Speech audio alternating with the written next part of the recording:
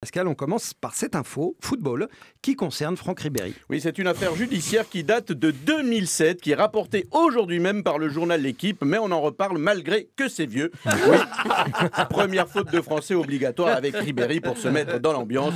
Et oui, on fait bien notre boulot d'investigation, qu'est-ce que vous croyez?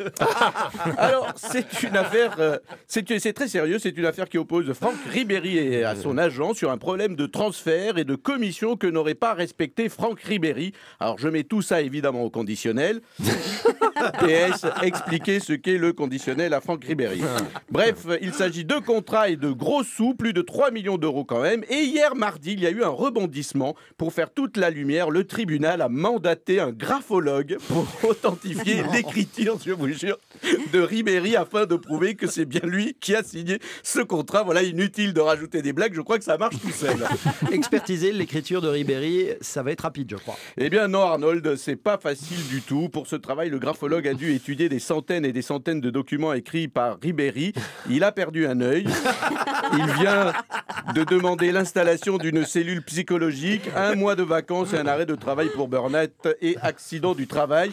Aux dernières nouvelles, le graphologue se remet doucement. Il recommence à reconnaître les voyelles. Mais c'est très difficile pour ses proches de le voir dans cet état et se demandent même s'il vaut mieux pas le débrancher.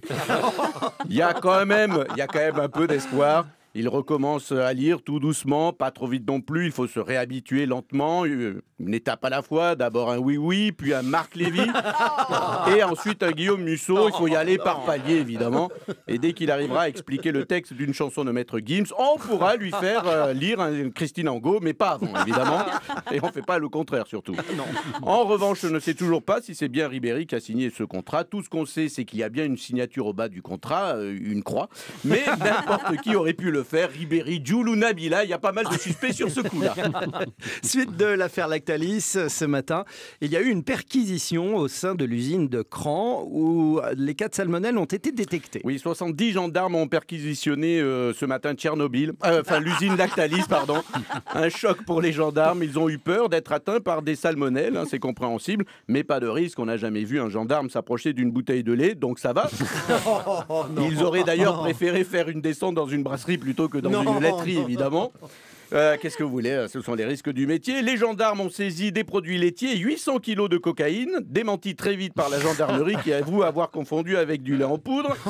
Et une mesure très stricte a été aussi prise pour éviter le plus possible le lait contaminé. Toutes les femmes salariées chez Lactalis qui font du 110 bonnet D ou plus ont également été mises en quarantaine en attendant les résultats des analyses.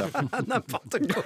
Mais n'importe quoi. C'est ma mère, qu'est-ce que vous voulez que je vous dise? Et enfin, on a été les premiers ici sur France Bleu à vous avoir annoncé que l'aéroport de Notre-Dame-des-Landes ne serait pas construit. Eh oui, France Bleu à la pointe de l'info et même dans une chronique humoristique, prends-en de la graine, Europe 1. Bon ça a été annoncé officiellement cet après-midi. Voilà, le projet a été abandonné. Maintenant, ils vont évacuer la ZAD, un endroit qui est devenu sale, plus aucune norme d'hygiène respectée, sans loi, sans règles. Bref, un endroit idéal pour y construire une future usine Lactalis.